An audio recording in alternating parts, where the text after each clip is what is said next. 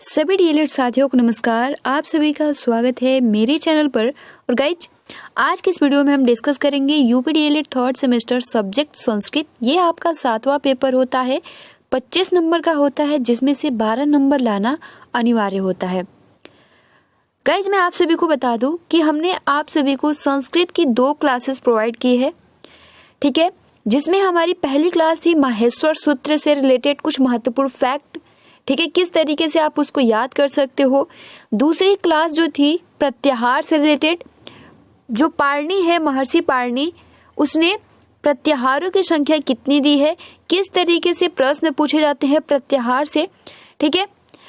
और आज के इस वीडियो में, क्योंकि हम आप सभी को बता दें कि आपके सिलेबस में जैसे हिंदी में स्वर व्यंजन ये सब कुछ पढ़ा है, तो संस्कृत में भी आप सभी को स्वर और व्यंजन, क्योंकि इससे प्रश्न पूछे जाएंगे, ये तो कंफर्म है, राइट। तो चलिए आज के इस वीडियो में हम डिस्कस करेंगे कि जैसे कि यहाँ पर आप देख सकते हैं, मुझे अगर मैं चाहती तो मैं आप सभी को नोट्स प्रोवाइड करती, लेकिन इस बुक में बहुत ही अच्छे से दिया है, जिसके थ्रू आप बहुत ही आसानी के साथ समझ सकेंगे, राइट। तो चलिए हम लोग आगे बढ़ते हैं। लेकिन यहाँ पर कुछ क्वेश्चन है, ठीक है, जिसको हमने पहले भी आप सभी के साथ डिस्कस किया था और बहुत ही ज्यादा महत्वपूर्ण है। जैसे कि यहाँ पे पहला जो क्वेश्चन है ना, कि क वर्ग के आने वाले वर्डों का नाम बताइए। और जितने भी क्वेश्चन है, अगर आपको आ रहा है तो आप कमेंट्स बॉक्स में कमेंट्स करके बता सकते हैं, क्योंकि हमने पहले क्वेश्चन ये डिस्कस किए हैं, ठीक है। इसके प्रीवियस वाले वीडियो में ये जितने भी प्रश्न है इसका आंसर हमने किया था। सो यहाँ पे पहला प्रश्न है कि क वर्ग के आने वाले वर्डों के नाम बताइए। दूसरा प्रश्न है कि हमारी मातृभाषा है क्या हिंदी है या फिर संस्कृत है। क्लियर। एंड नेक्स्ट जो क्वेश्चन है कि ध्वनि भाषा की सबसे डैश इकाई है। क्लियर, इसमें क्या फिलअप होगा।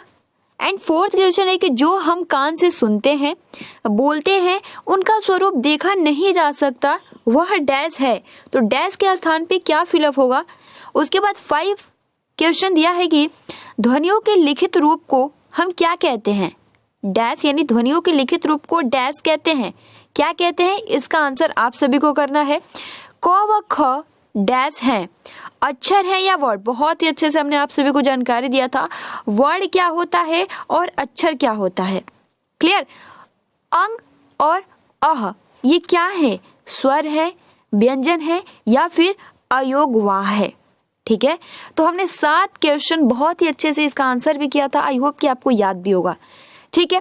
बट हमने मूल्यांकन में ये क्वेश्चन नहीं डिस्कस किया था, जिसमें पहला प्रश्न है कि, और अगर हम कहें ना तो आपके फर्स्ट चैप्टर से, संस्कृत चैप्टर से ऐसे ही क्वेश्चन पूछे जाएंगे। तो पहला जिसमें प्रश्न है कि वर्ड किसे कहते हैं। सो फ्रेंड्स, बहुत ही इजी आपका ये प्रश्न है, वर्ड किसे कहते हैं। सो फ्रेंड्स, जो हमारे वर्ड यानी जैसे कि अ आ ई, ठीक है, ये सभी क्या है, वर्ड है।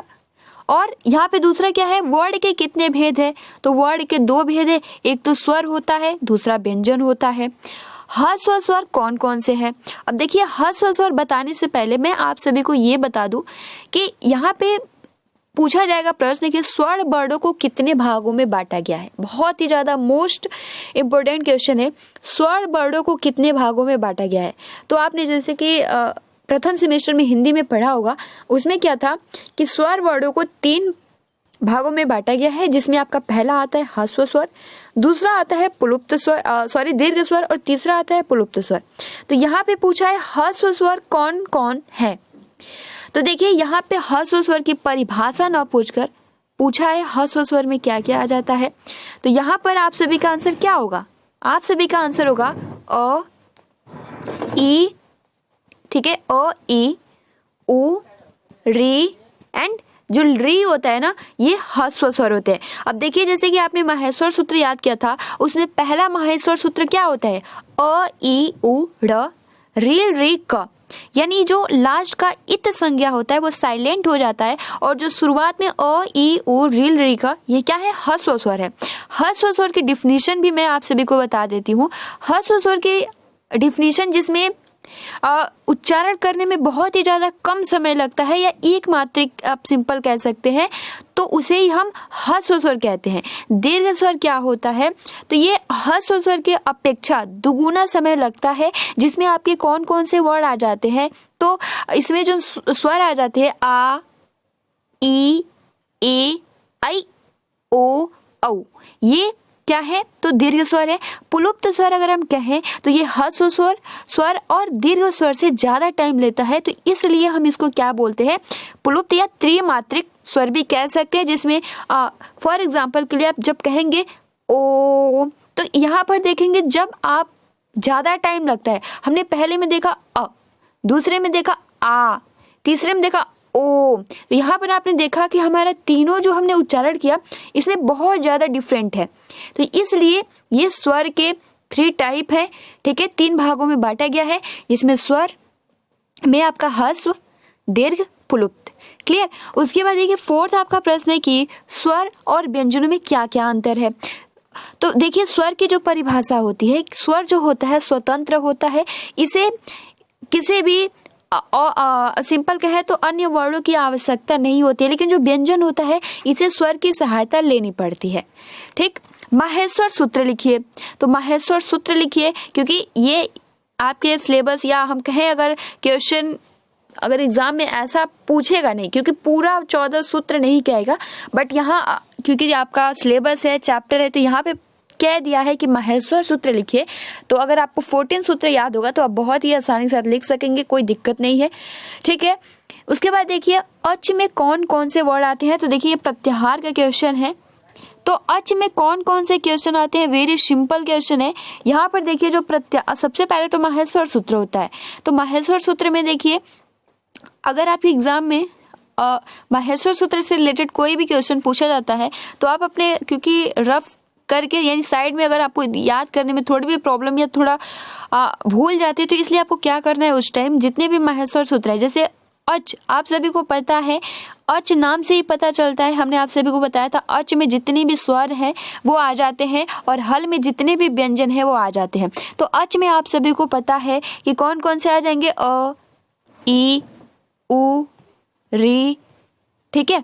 यानी पूरा अच से लेकर यानी अ से लेकर च इत संज्ञा तक जितने भी वर्ड आते हैं वो क्या हो गए, आपके स्वर, यानी सिंपल अ, ई, उ, रील, री, ई, ओ, ई, औ, च। ठीक है। यानी जो लास्ट वाला इत संज्ञा होता है ना, उसको हम ऐड नहीं करते हैं। ठीक।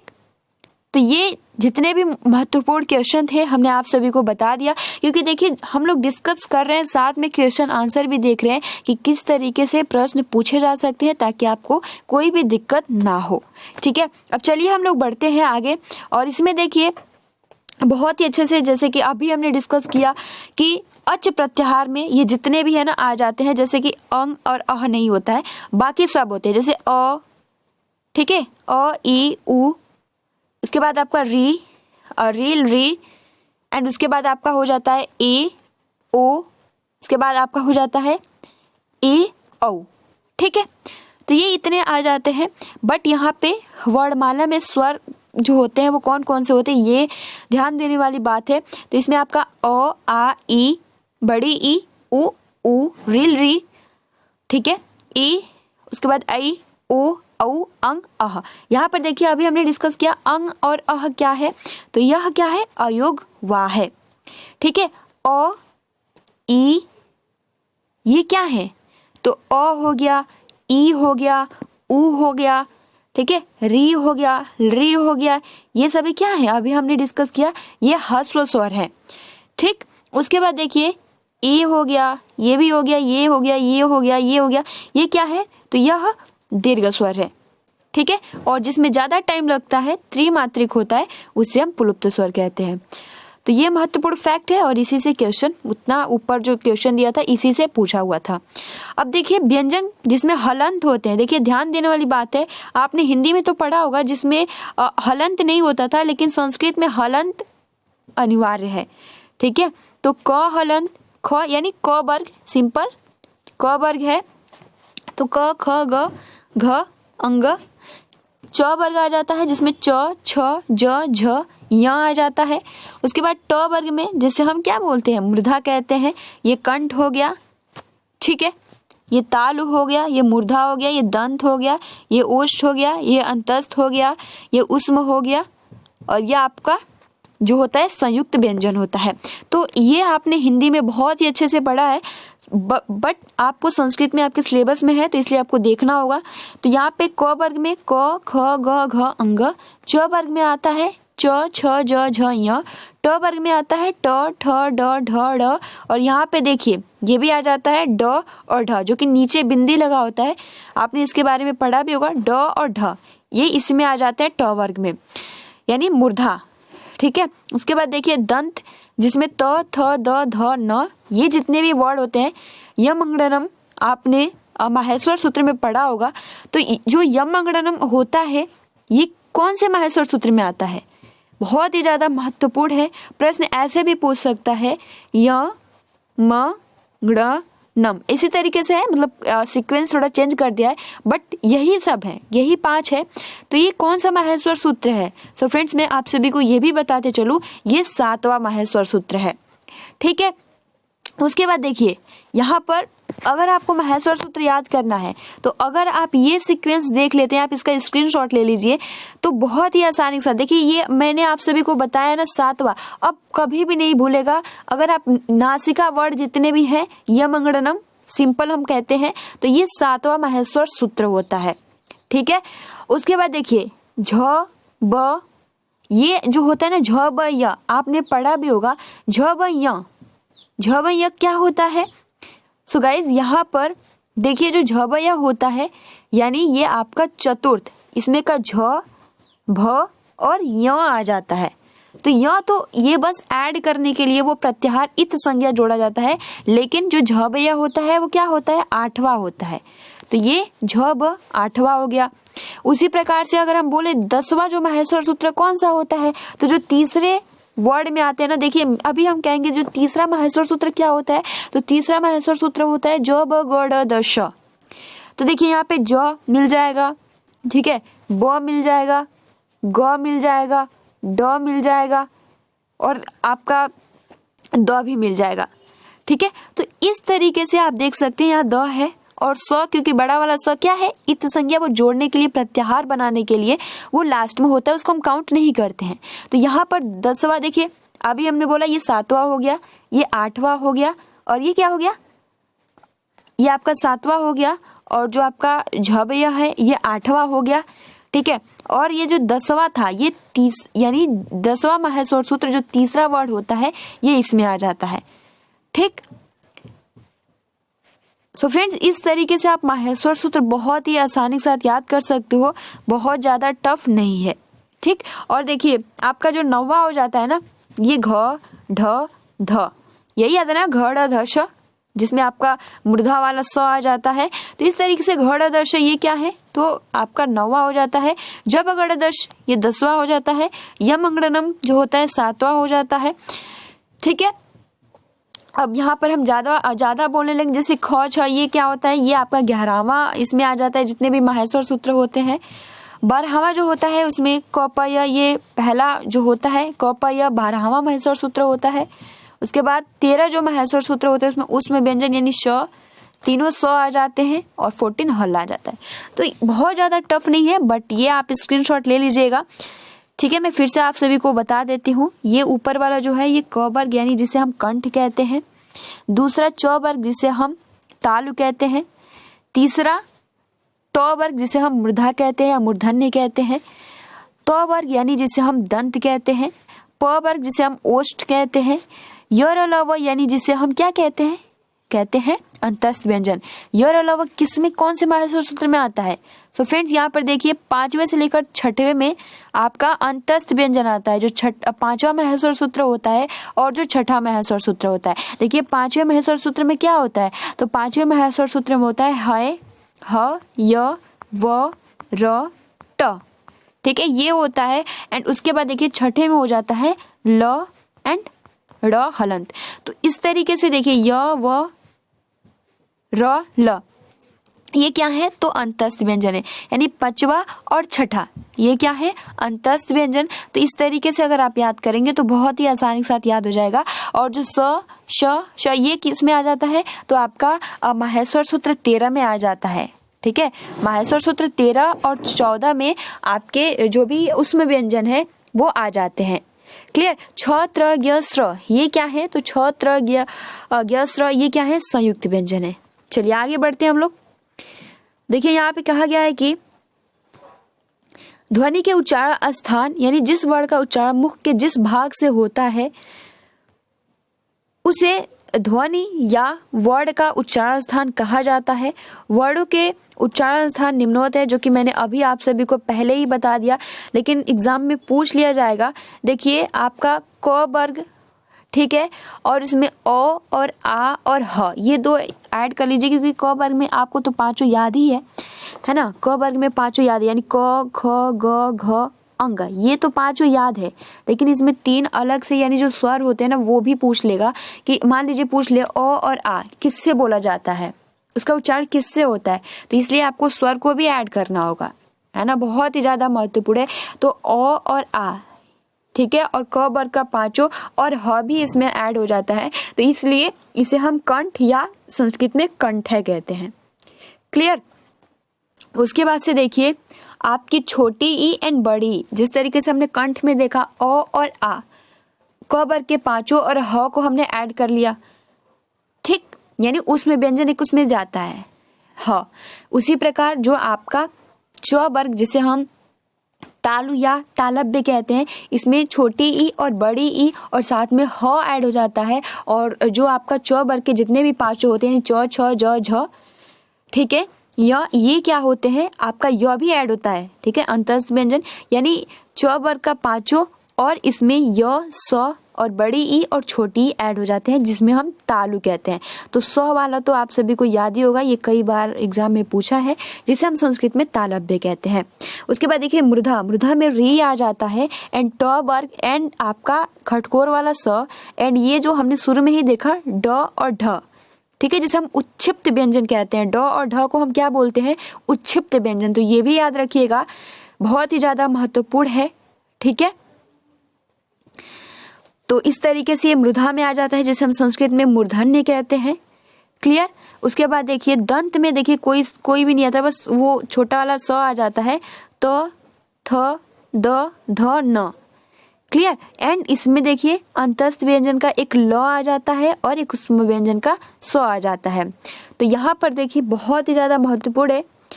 एक बार मैं और बता देती हूँ, कंठ में देखिए पांचों वर्ड आ जाते हैं, अ आ ह आ जाता है। क्लियर? उसके बाद देखिए आपका दूसरा नंबर च वर्ग, जिसे हम क्या बोलते हैं? तालु। तो च वर्ग के पूरे आ जाते हैं और इसमें ह आ जाता है, बड़ी ई, छोटी ई और य भी आ जाता है, ठीक। उसके बाद मृधा में री आ जाता है एंड खटखोर वाला स आ जाता है एंड जो उच्छिप्त व्यंजन ड और ढ है ये मृधा में आ जाते हैं। उसके बाद अगर हम बात करें यहाँ पर दंत की, तो दंत वर्ग में जैसे त वर्ग के जितने भी हैं पांचों, उसके बाद ल और खटकोर वाला स आ जाता है, ठीक है। तो ये दंत वर्ग, जिसे हम संस्कृत में दंत्य कहते हैं। उसके बाद देखिए प, तो इसमें सिंपल है आपका जो होता है ड और उ, ये वाला ड बहुत ज्यादा कंफ्यूजन होता है, ये वाला ड और उ, और प फ ब भ म, यानी पांचों प वर्ग के पांचों और ड उ आ जाता है। तो ये होठ से बोले जाते हैं, जिसे हम संस्कृत में कहते हैं ओष्ठ है। उसके बाद देखिए ये जो बहुत ही ज्यादा महत्वपूर्ण है, ई और ए, ठीक है। ई और ए जो होता है ये कंठ तालु, जिसे हम संस्कृत में क्या बोलते हैं? कंठ तालव्य। इसका आप स्क्रीनशॉट ले लीजिएगा, है ना, बहुत ही ज्यादा महत्वपूर्ण है, स्क्रीनशॉट ले लीजिएगा। एंड उसके बाद देखिए औ और ओ, ये जो होता है, जैसे एक बार ओ और औ आप खुद एक बार बोल के देखेंगे तो कंठ और होष्ठ दोनों से ही उच्चारित होता है, तो इसे हम कंठोष्ठ कहते हो। और ओ वाला बहुत ही ज्यादा महत्वपूर्ण है, इसे हम दांत और होठ दोनों से बोलते हैं, यानी इसे हम दंतोष्ठ कहेंगे। तो इस तरीके से ये आपका जो भी स्वर है, जो भी अंतस्थ ऊष्म व्यंजन, ठीक है, उच्छिप्त व्यंजन, ये जो होते हैं ये किससे उच्चारण किए जाते हैं, बहुत ही ज्यादा महत्वपूर्ण है। तो एक बारी स्वर का अलग से बना लीजिए, जैसे कि स्वर में आप ये याद रख लीजिए, जैसे क वर्ग में तो पूरा याद ही है ना, तो यहाँ पर देखिए, ये याद रखिए अ और आ जो होता है वो कंठ में आता है, ठीक। छोटी और बड़ी जो आता है ये किस में आता है, तालु में आता है। री जो आता है मृधा में आता है।